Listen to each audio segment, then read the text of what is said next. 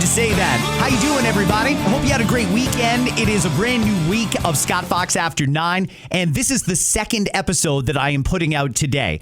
Earlier, there was a Silent Date update. My good friend, Silent Date Guy, was in Minnesota this weekend. He went to a wedding with Silent Date Girl, and I've already told you half of the story. The other half, I'm going to drop tomorrow in a bonus episode. By the way, the reason I'm doing it in 2 episodes is twofold. Number one, because the content in this episode doesn't necessarily appeal to everybody. However, the Silent Date Guy thing, I think, is universally acceptable.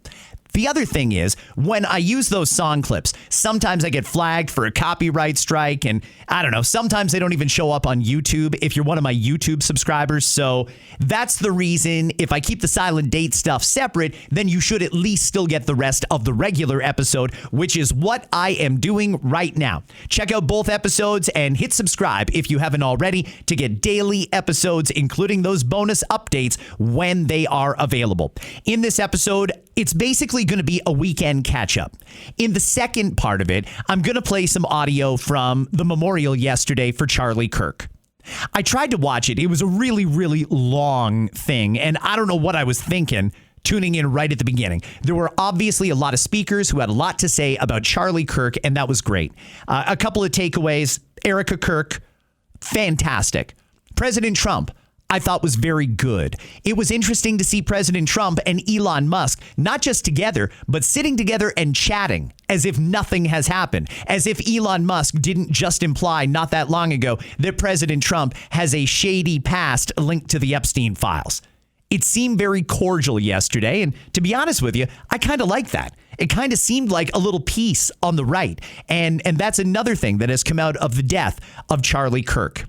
It was a somber thing. It was an inspiring thing. It was very, very nice to see so many people, prominent people, openly talking about their faith. And that doesn't happen very often because we've been told, shut up about your religion, unless you happen to be anything other than Christian, right? Well, you're going to hear some of that audio later on. Before we get there, there's other stuff I got to play. We're going to talk about the gun buyback program, which apparently is going to ramp up later on this week. We're going to talk about a news conference that Premier Doug Ford from Ontario did just the other day. And this one is gold. I mean, people were DMing me. Oh my God, Scott, emergency episode of the podcast. You got to talk about this. That doesn't constitute an emergency, just so you know. But yes, I was laughing my butt off when I watched it. So I'm going to play that for you. We're also going to talk about the newly proposed laws from the Justice Minister, whereas people want reform to our justice laws. They want catch and release repealed so that people are in jail and not right back out on the street committing crimes when they're waiting for their trial. People also want reforms to the Youth Criminal Justice Act, and they want a return of mandatory minimum sentences. And they've wanted that for a long time. I mean, think back even during the election campaign, people were talking about crime and punishment. Now the Liberals are in power. They had their entire summer off. They missed that first session of Parliament and did not do anything about law and order. And now the first thing they do when it comes to law and order is not what everybody wants done. They want to change our hate laws. And maybe you've got some strong feelings about that. If you're part of a marginalized group, maybe you think this is a good thing. Or maybe you've seen what's going on over in Europe and you are terrified of what the Justice Minister is going to put out there. I'm going to play for you in his own words what Justice Minister Sean Fraser said and talk about some of the implications. Plus, we got to talk about it. Yesterday, Canada, although I don't think it's unanimous, so I'll just say for now, Prime Minister Mark Carney declared Canada now recognizes an independent Palestinian state. That has some serious repercussions. It really, really does. And I'm going to circle back and talk about that in this episode before I get to the Charlie Kirk memorial audio. Right now, let's start off a little lighter. Something that happened on Friday. Ontario Premier Doug Ford doing a news conference with Chapman's Ice Cream. I don't know if ice cream is impacted by tariffs. I really have no idea. But the premier was giving them a fair bit of money. And then he went into off-script Doug. Listen to some of this. You know, folks, I've been in the private sector, been in politics, our family. I can't think of any government ever. We've never raised a tax. We will never, ever raise the tax on businesses or people. We'll get revenues through growth by creating the climate and the conditions for companies to come here and invest. And those companies that invest, they're employing people that pay taxes. Their companies pay taxes. We don't have to gouge the people. That's what all governments think, is let's gouge the taxpayers again. We don't believe in gouging taxpayers. We believe in getting government out of the way, cutting red tape and regulations, putting money back into people's pockets, and that will create opportunities for people. And that's what brings us here today. As the largest employer in Markdale, Chapman's Ice Cream has been operating in Ontario for more than half a century with more than 200 world-class products made using exclusively Canadian milk. And some companies don't use Canadian milk per se. They use everything else, but this is a great company. It's a real homegrown Canadian success story supporting Ontario workers on farms and in factories. That's why it's such great news that Chapman's Ice Cream is investing over $200 million to expand their operations right here in Markdale. Way to go, that's beautiful.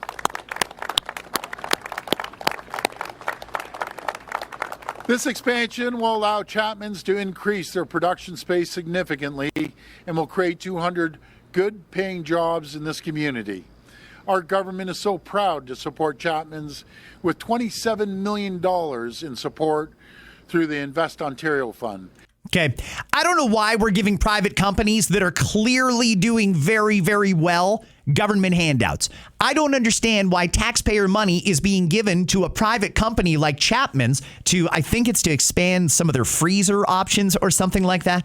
Listen, that's not what our taxpayers are going to the government for. It is supposed to be for, on the provincial level, education and healthcare and so on and so forth, not to hand out to companies that are very, very profitable. So I don't know where the premier is coming from on that one or why Chapman's needs $27 million worth of taxpayer money. But either way, congratulations to them. It's good to see a company expanding. It's good to see that in a time of major economic uncertainty, Chapman's is doing great work, and there's no reason to think that the ice cream industry is in danger. Good job, Chapman's, although questionable on why we're giving taxpayer money to a private company to do something that clearly they don't need the money to do if they're spending $200 million on an expansion. I don't know why we're contributing to that, but certainly thank you, Chapman's, for employing people. Great. It was after that Premier Ford went into off-script Doug. Listen carefully to this one, everybody. This might even make you want ice cream. And before I wrap up, I usually wait until after question period. I got to tell you, and I'm not BSing anyone, I eat these things every night. No, honestly, every night. So Can I just tell you, I believe him? When he says he eats an ice cream sandwich every night, the only part of me that doesn't believe that is the part that thinks, only one? I eat ice cream every night too. Hey, great. Doug has an ice cream sandwich every night. I believe him. Thank you to my girth. Thanks, Ashley. I appreciate it. But this guy's in shape like a racehorse, and look at me. But folks, if you haven't tried a Yukon, these are absolutely delicious. You have to go to the store and buy one. And these are the best ice cream sandwiches anywhere.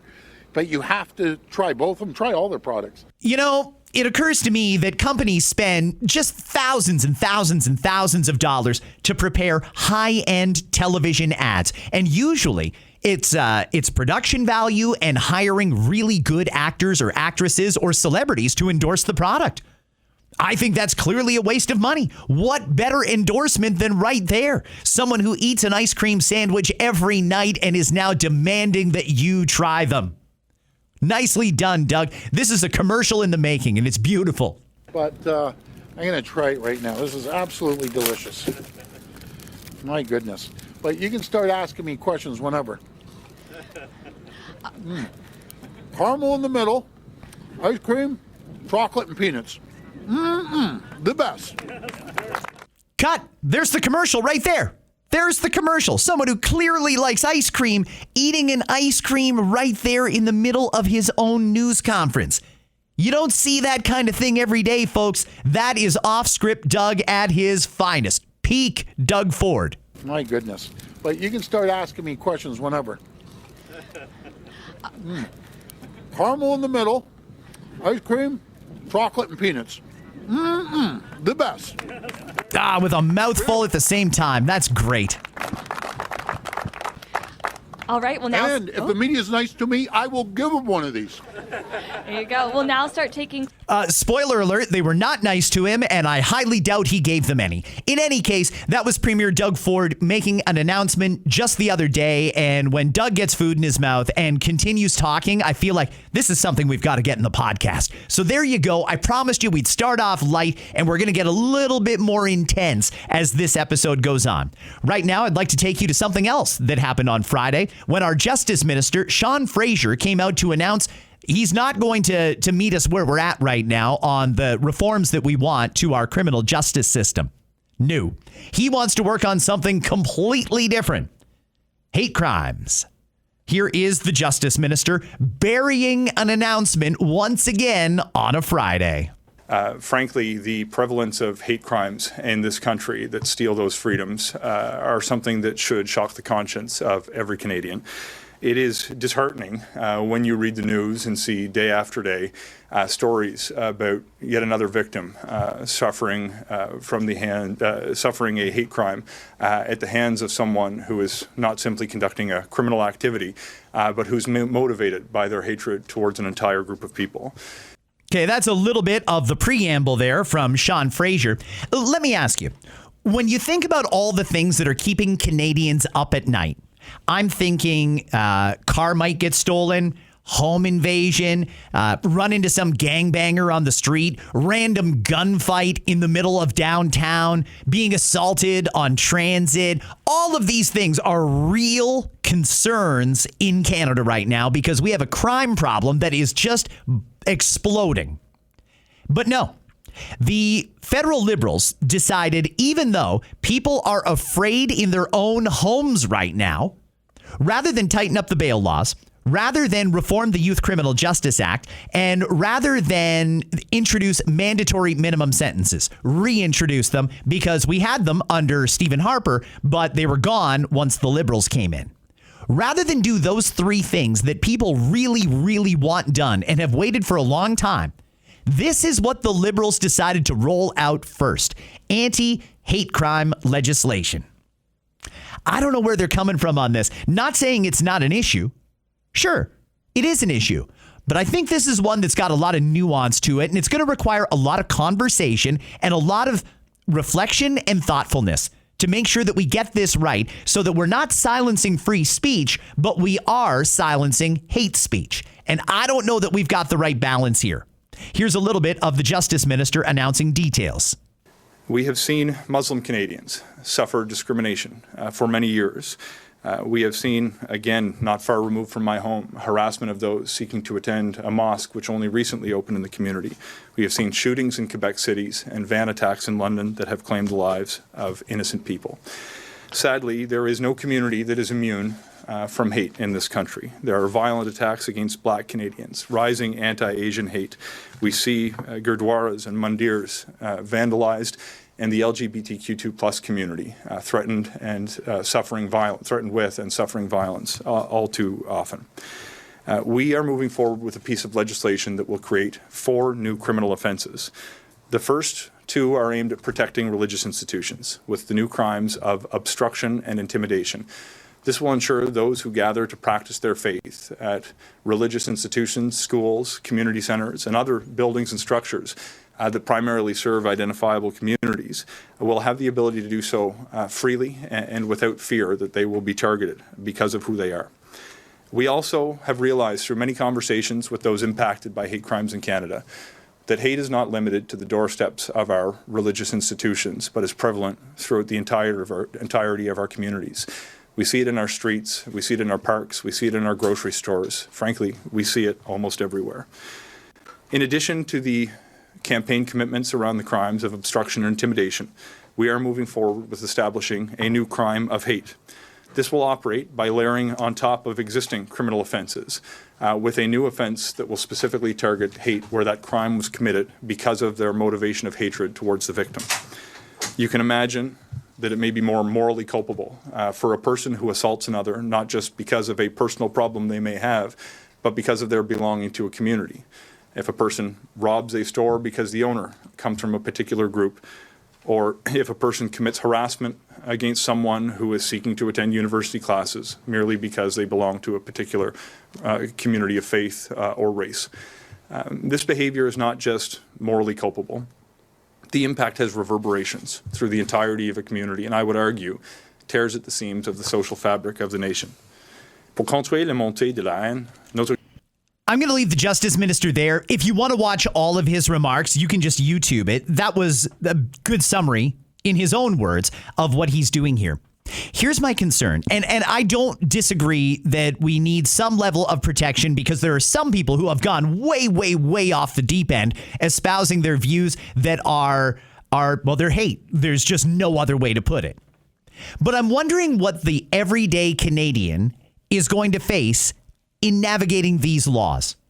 If you are a white person and you get into a confrontation with, someone from Indian descent, what specifically has to happen for them to consider that a hate crime? Or are they just going to label it a hate crime because that person was white and the other person was Indian? And by the way, you can sub out any race, culture, religion, sexual orientation, what have you. I'm just wondering what's going to make it hate? Where is the line and how sensitive is the line? I don't want anyone to feel intimidated ever. This is Canada and we're supposed to be free, safe, and secure. Full stop.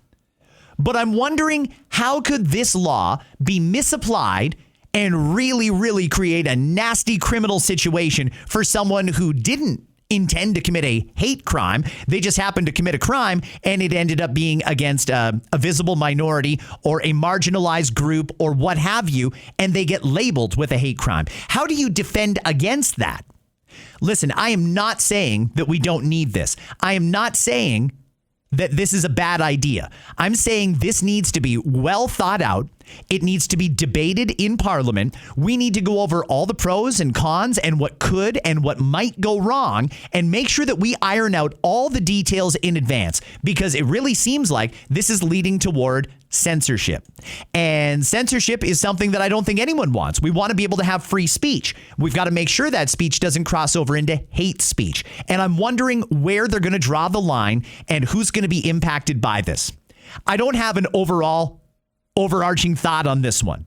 Just I'm worried about how this law, when it's approved, could be used the wrong way, could be applied the wrong way, and how it could seriously impact someone who didn't necessarily commit a hate crime, but the Crown or the police saw an opportunity to charge them with a hate crime, and this is where we end up. It worries me, and I want to make sure that we get this right before we put this on the law and start throwing people in jail for something that they didn't actually do, or they didn't intend to commit that crime in the process of whatever happened that happened.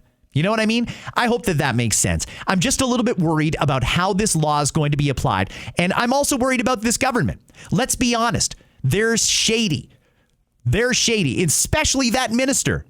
You know, sometimes they'll come at us with, hey, we've got to do this because of that.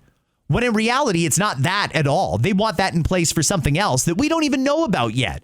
But something will be coming, and they want that on the books. So we'll wait and see where it goes, but I really hope this does not get rubber stamped. This needs thoughtful debate from intelligent people. We've got to talk through pros and cons and best practices and make sure that the law is effective at stopping hate, but doesn't incorrectly prosecute someone who did not or did not intend to commit a hate crime. One more thing from the Justice Minister on this, and this one also made me raise an eyebrow. Okay, so sorry, what is there a question? Can you tell us what they are? Oh yeah, you want to know each of the different sentencing guidelines? That'd be nice. Yeah, sure. So let me flip open to the specific page. I want to point out this is the Justice Minister announcing his own law and doesn't know what the sentencing guidelines are going to be. He has to refer to his notes. Not a good start. Not a good start, Sean. What's that? I think they want to know the symbols. Oh, just on symbols. Yeah, so I think we're dealing with a two-year penalty. So, sorry, I'm looking at different things. Let me deal with the hate penalty first. So if you're found guilty of an indictable offense, a maximum penalty under the hate crime, it will be a 5 years. If the maximum term of imprisonment for the included offense is 2 years or more, but less than 5 years. 10 years if the maximum term of imprisonment is included offense is 5 years or more, but less than 10 years. 14 years if the maximum term of imprisonment is the included offense is 10 years or more, but less than 14 years. And life if the maximum term of imprisonment for the included offense is 14 years or more, and up to imprisonment for life. Intimidation, where are we here? Would be, if you're guilty of an indictable offense, you'd be liable to imprisonment for a term of not more than 10 years. I've now skipped past the hate symbols piece. My apologies.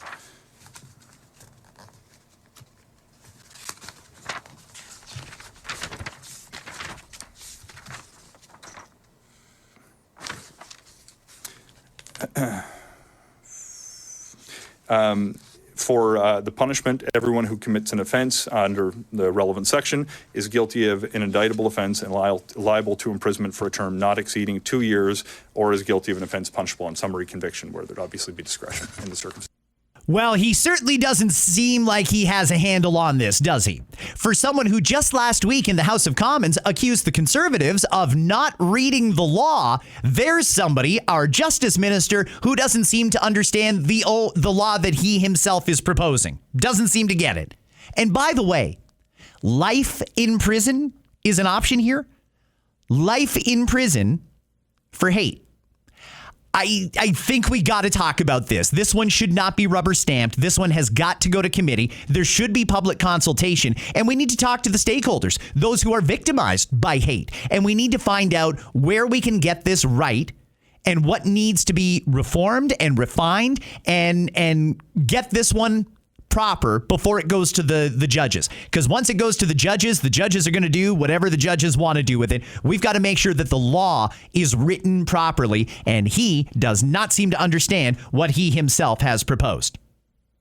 I mean, if I'm wrong, if I misunderstood what he was saying by fumbling through papers and not having any clue what he's doing, then by all means correct me. But it sounds to me like he has no idea what he's proposing. He's probably just putting forth something that he was told to put out. Who would have told him to do that? I guess we'll wait and see, won't we? I want to move on here. Yesterday, the leader of the opposition, Pierre Poilievre, put out an interesting video, and he flagged something that I had not seen or had not noticed. This, I think, speaks for itself. But please listen very carefully to Conservative leader Pierre Poilievre. Something is missing from the Bank of Canada's main webpage. You see, they had this mission statement at the top of the page that was there for 20 years, and it read the following. We are Canada's central bank. We work to preserve the value of money by keeping inflation low and stable. Keeping inflation low and stable. Suddenly, in May, only a few weeks after the last election, that mission completely changed and now reads, more than a bank, we are the Central Bank of Canada. Period. That's it. No mention of low and stable inflation to preserve the purchasing power of your money. Well, isn't that convenient? Only a few weeks after Mark Carney is elected Prime Minister, suddenly the bank is not concerned with inflation. This, as the core inflation rate now is 3%. I'm going to leave Pierre Poilievre there, but I highly recommend you watch that video because I had not noticed that change. Did the Bank of Canada change their own mandate? Who told them to do that? Why are they allowed to do that? They were supposed to be controlling inflation. That's the reason that they've been jacking our interest rates up for so many years now, to keep inflation under control. That was, in fact, their only actual mandate. Now that's gone. And we know that we are heading into a very, very critical few months. The budget comes out November the 4th. Right now, the mainstream media is running cover for the government. If you watch the mainstream media news and most of the talking head pundits that they bring on, they're preparing us. Get ready, everyone, because when you're watching the news right now, they're priming you. They're getting you ready so that it's not a shock when the budget comes out and the deficit is over $100 billion. They're trying to normalize it now so you're not shocked and angry come November. They're trying to get us to be angry now before we have any actual facts to go on, so that when the facts do come out and it is over $100 million or $100 billion, people have lost the anger. They're not in the mood to fight anymore. They just say, ugh, damn liberals again. They're just not very good with money, and forget all about it and just enjoy a merry, happy holiday. That's what they're doing. And I'm telling you now, when you watch the mainstream media news, anytime the budget comes up, they're priming you for bad news. They want you to get it out of your system now so you're not as angry when there's the possibility that we're going to be having a confidence vote on that budget. As for what Pierre Poilievre discovered there about the Bank of Canada, I have no explanation for that. What happened there and why? I'd really like to hear some answers on that.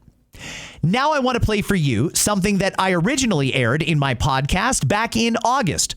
Prime Minister Mark Carney, flanked by Foreign Minister Anita Anand, announcing that Canada is going to recognize a Palestinian state. Again, this is from 6-7 weeks ago. Listen to it again. For the reasons I cited earlier, Canada intends to recognize the state of Palestine at the 80th session of the United Nations General Assembly in September 2025. This intention is predicated on the Palestinian Authority's commitment to much-needed reforms, including commitments by the Palestinian Authority's President Abbas to fundamentally reform its governance, to hold general elections in 2026 in which Hamas can play no part, and to demilitarize the Palestinian state.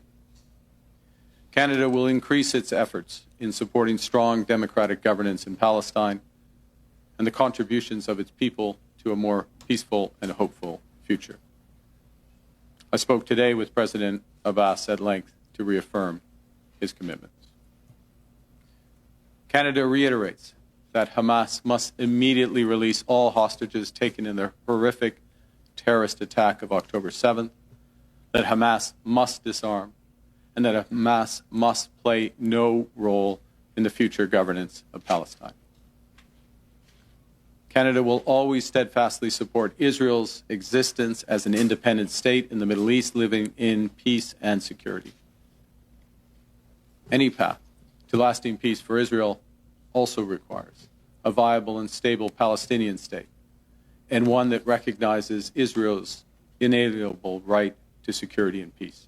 Very, very strange that the Prime Minister has now gone ahead and recognized an independent Palestinian state, even though back in August he said it was conditional.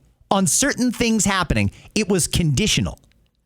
And those conditions have not been met. In fact, I look back even further. I wanted to see if during the election campaign, the Prime Minister at any point said he would recognize an independent Palestinian state. Nowhere. It wasn't mentioned anywhere in the campaign. And when he did announce it in the middle of summer, hoping nobody would notice, he said it was conditional. Let me read to you the story as it's written today in the Canadian press. Prime Minister Mark Carney will meet with world leaders today at the United Nations General Assembly in New York, a day after joining the United Kingdom, Australia, and Portugal in recognizing Palestinian statehood. Unrest in the Middle East is expected to hang over the 80th session of the Assembly this week, as other nations are expected to recognize a Palestinian state. Israel and the Trump administration have criticized the move, saying it emboldens Hamas and makes negotiating a ceasefire more difficult. Well, yeah, I imagine it probably would. The Israelis are not happy, and we've already heard from Donald Trump, who said, hey, Canada doing that is going to make it very difficult for America to reach a good comprehensive deal with Canada. And Carney went ahead and did it anyway, and I'm trying to understand why. There were some conditions to recognizing Palestinian statehood. Number one, Hamas has to be completely uninvolved. Hamas has to be disarmed, and Hamas can play no role in the elections that are supposed to happen next year. Right now, there's nothing to indicate that there's going to be an election in 2026 in Palestine. I'm not sure how they could filter out all of the Hamas candidates that are running in this election. And frankly, I'm not sure why we would do this until they met those conditions. Oh, and not the least of which, the first condition the prime minister said, Hamas must release the hostages. They're still holding hostages. They haven't released them yet. And frankly, I don't understand why we would go ahead and do this without any debate in Parliament. This is something that is a major departure from years and years and years of Canadian foreign policy. If we're going to recognize Palestinian statehood, I thought it would come as part of an overall negotiated two-state solution. And that's not going to happen until the hostages are released. October 7th is coming up. This is Rosh Hashanah. What a weird time for the Prime Minister to double down on this. Why was there no debate in Parliament? Why can our elected leaders not have a civilized discussion in Parliament about doing this? And why would we do it before Hamas meets any of the conditions that are involved there? Hamas, Palestine, however you want to phrase it. If I've said anything incorrectly, it was a slip of the tongue, not intentional, because I truly am confused about the timing of this. We can absolutely have a debate about recognizing Palestinian statehood, but doing it as quickly as we did there when none of the conditions were met, I don't understand. They've not released the hostages. And nearest I can tell, Hamas is still very involved in the day-to-day operations of Palestine. So to me, that the Prime Minister went back on his word there. And I think Jewish people were taking the Prime Minister at his word that he wasn't going to do that until the conditions were met. I'm not an expert on Middle East politics. I barely understand some of the situation. I'll tell you that I, too, have found it horrific, some of the carnage that we've seen in Palestine in the last number of weeks. But I don't understand why they won't release the hostages. Why is that such a holdup here? Release the hostages, and then I don't think Israel has got nearly as much ground as they do right now to do this ground invasion in Palestine, in Gaza. It just doesn't make sense to me if the hostages have been released. So, like I said, I'm not an expert, but as a casual observer, it seems to me that the Prime Minister is on the wrong track here, and he's gone about this all wrong. This is absolutely something that should have been debated in Parliament, and we probably should have followed the Prime Minister's own advice. We trust, but verify. If the Palestinians are going to hold free and fair elections that do not involve Hamas in 2026, let's at least see some initial steps towards that. If Hamas is going to disarm, let's see some indication that that's going to happen. If Hamas needs to release the hostages, release the hostages. That stuff seems simple to me, and it seems like that right there is a major holdup to getting any progress made towards peace between Israel and Palestine. I don't understand where the Prime Minister's coming from there, but I'll tell you, I certainly see it.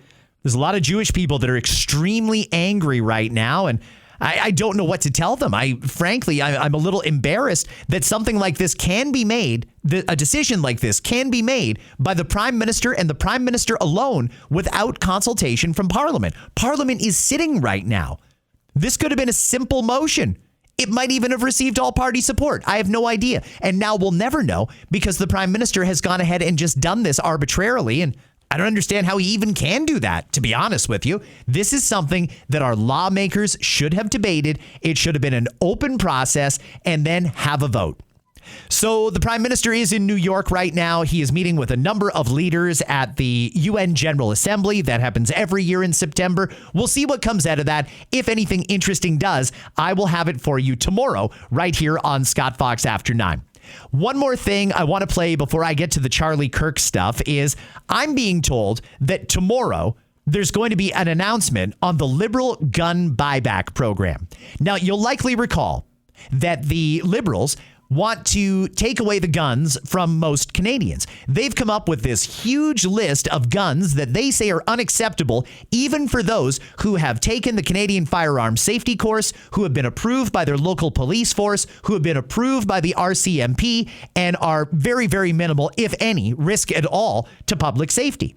We know that the guns that are being used to commit crimes are the ones that are smuggled in and being controlled by the gangbangers throughout Canada. And that seems to be a growing number, and there seems to be a lot more guns on the street.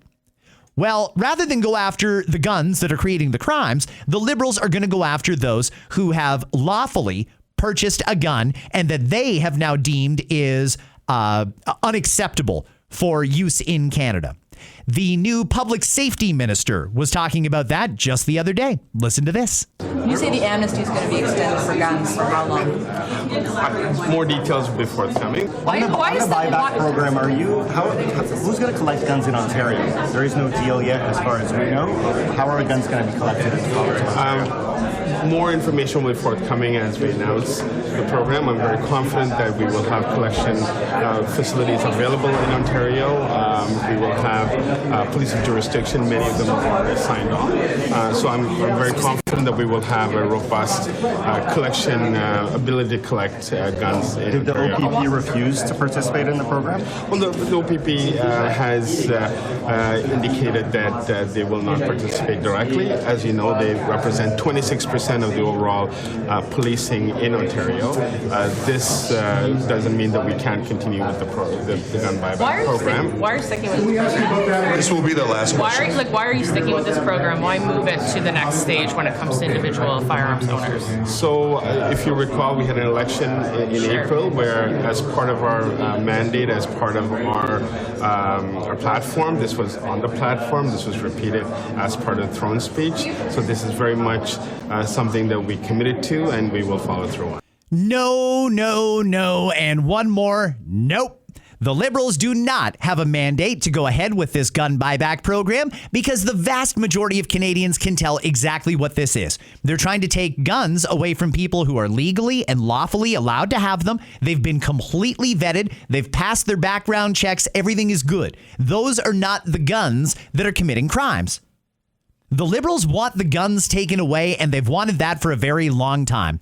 You'll notice, and I've pointed this out many times before, that when one left-leaning government does something, they all do it. They're trying to disarm in America, too, or they were under Joe Biden, and that seems to have stopped now that President Trump is in power. Well, the Liberals are still in power here, and they're still going ahead with that, even though it's wildly unpopular. It is a colossal waste of money. Even now, the Ontario Provincial Police have said they don't want any part of it. But the government still seems to want to go ahead with this gun buyback program. And frankly, I don't understand why. Now let's go to what happened yesterday. It was a long event. I don't know if it was the best idea to have like that many speakers at the memorial for Charlie Kirk, but hey, message received. He was well loved and respected across America for the way he conducted himself and for his message through Turning Point USA. I'm obviously not going to play all of it, but there are a couple of moments that I think are worth listening to. This is a bit of the wrap up from President Trump's speech at Charlie Kirk's memorial yesterday. A man as far away as rural Australia texted a pastor, "I'm going to come to church tomorrow for the first time ever." The pastor asked, "Why is that?" The man replied, "Because of Charlie Kirk." Can you imagine?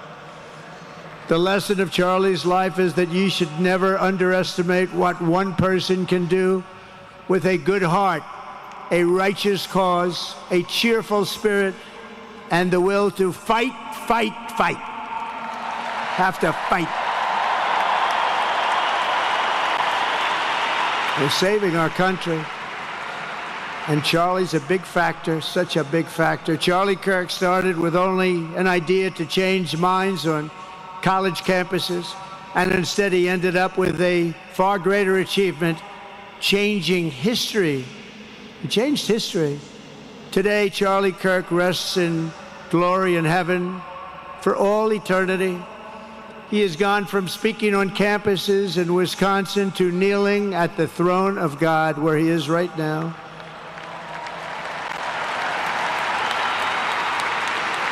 We grieve for the friend and leader that we have lost, but we go forward strengthened by his faith and bolstered by his courage and inspired by his example to defend the country he lived for the freedoms he died for, and the values in which he so deeply believed. He believed in values that we should all believe in. Charlie created something very special. It's called Turning Point USA. And under the leadership and love of Erica, it will become bigger and better and stronger than ever before. It was an absolutely massive turnout. There are people who didn't get in, and it was at the stadium where the Arizona Cardinals play. I heard some estimates that there was 200,000 people in attendance at that in person, and God knows how many watching on television. And that was up against the very highly rated and hard to compete with National Football League. Crazy how many people were there. It's amazing how many people wanted to honor the memory of Charlie Kirk. I want to play for you the point in the speech where President Trump referenced Canada. Look at what's happening.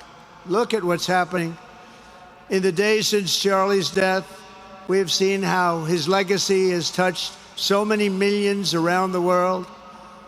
In Calgary, Canada, thousands gathered at City Hall to sing the American national anthem and raise up posters with the name Charlie Kirk. In Seoul, South. Nice. Little shout out for our friends there in Alberta, which is very good. A couple other moments I'd like to play for you. This one's about a minute long. This is U.S. Secretary of State Marco Rubio. His deep belief that we were all created, every single one of us, before the beginning of time, by the hands of the God of the universe, an all-powerful God, who loved us and created us for the purpose of living with him in eternity. But then sin entered the world and separated us from our Creator. And so God took on the form of a man and came down and lived among us. And he suffered like men. And he died like a man. But on the third day he rose unlike any mortal man.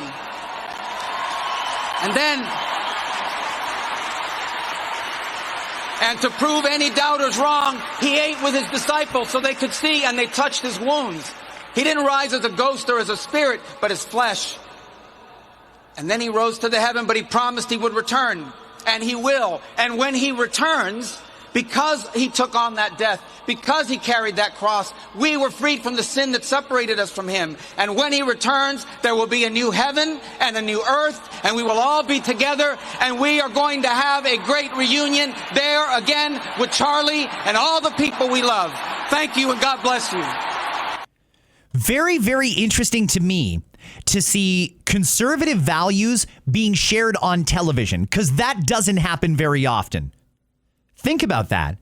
How often do you turn on the television and see Christian values being preached, especially from the U.S. Secretary of State? It doesn't happen very often. Typically, politics and religion don't go together. That's what they say, right? Well, in this case, for this occasion, it did. And there's a lot of people who took some comfort in that. Yesterday, Tucker Carlson spoke. It's real. This is the most unbelievable thing I think I've ever seen. And whatever happens next in America, I hope it's in this direction, because God is here and you can feel it. And Charlie would have loved this, not just because he loved large groups of people, but because ultimately he was a Christian evangelist. Okay, a little bit of Tucker Carlson there. Now let's hear from the Vice President of the United States of America, J.D. Vance. Little uncomfortable talking about my faith in public as much as I loved the Lord and as much as it was an important part of my life. I have talked more about Jesus Christ in the past 2 weeks than I have my entire time in public life.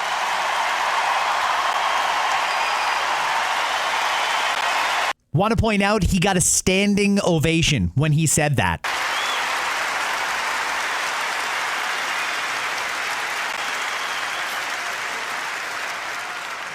And that is an undeniable legacy of the great Charlie Kirk. You know, he loved God. And because he loved God, he wanted to understand God's creation and the men and women made in his image. Now, much has been said over the last week about Charlie's ability to approach any topic. A little uncomfortable talking. Good words there from Vice President Vance, but I really do want to skip to right at the end because it was a pretty impactful moment. For Charlie, we will never shrink, we will never cower, and we will never falter, even when staring down the barrel of a gun. For Charlie, we will remember that it is better to stand on our feet defending the United States of America and defending the truth than it is to die on our knees. My friends, for Charlie, we must remember that he is a hero to the United States of America and he is a martyr for the Christian faith. May our Heavenly Father give us the courage to live as Charlie lived. That is what we must do for Charlie. You ran a good race, my friend. I love you. We've got it from here. Thank you. Wow, real powerful stuff there from the vice president. Again, I don't want to relitigate the entire thing. It's available if you want to watch it. It was quite long and beautiful at parts, and also very difficult to watch at parts. But I'd be remiss if I didn't include one part in particular, a little bit of the speech from Charlie's widow, Erica Kirk. And this, every time I hear her speak, I think, wow, she is going to be an incredible leader for Turning Point USA, but God, am I ever sad for her and her kids. This is what happens when we lose the ability and the willingness to communicate. We get violence. And as I stand here now and I look at this beautiful photo of my husband in front of me hanging in the stadium, I think of my husband 13 years ago. I hadn't met him yet. He was 18 years old, a man barely out of high school, running around the halls of the RNC without $1 in his pocket and a single contact in his phone. People who saw him said that he didn't know what he was doing, but he did. He did know what he was doing. He knew exactly what he was doing. He was going to change the world, and he did. Charlie's life was a turning point for this country. It was a miracle. Let that miracle, that was Charlie's life, be your turning point as well. Choose prayer. Choose courage. Choose beauty. Choose adventure. Choose family. Choose a life of faith. Most importantly, choose Christ.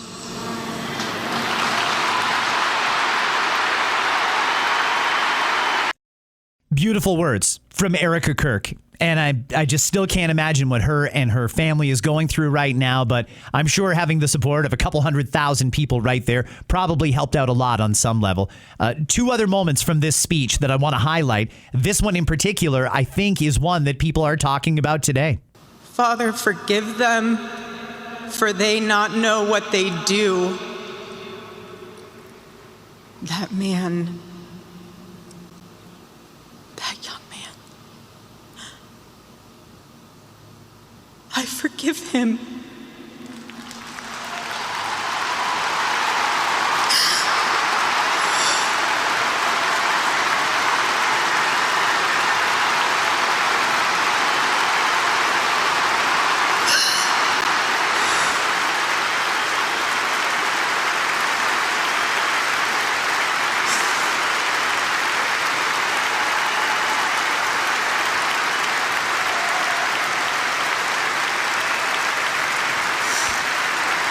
I mean, how do you not get choked up listening to that?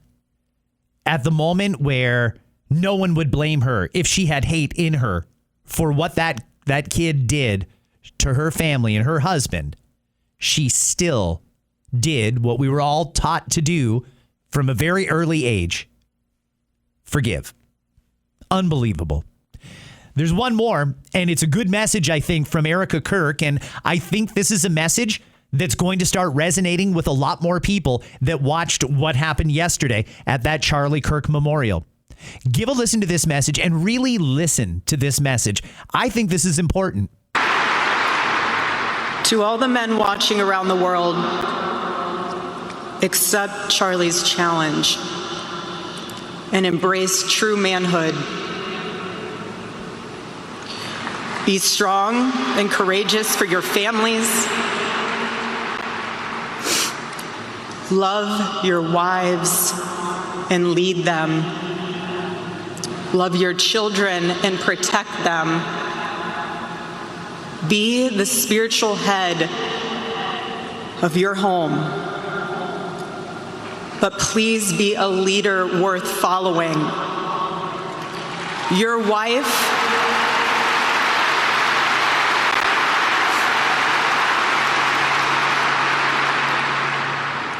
wife is not your servant. Your wife is not your employee. Your wife is not your slave. She is your helper. You are not rivals. You are one flesh working together for the glory of God.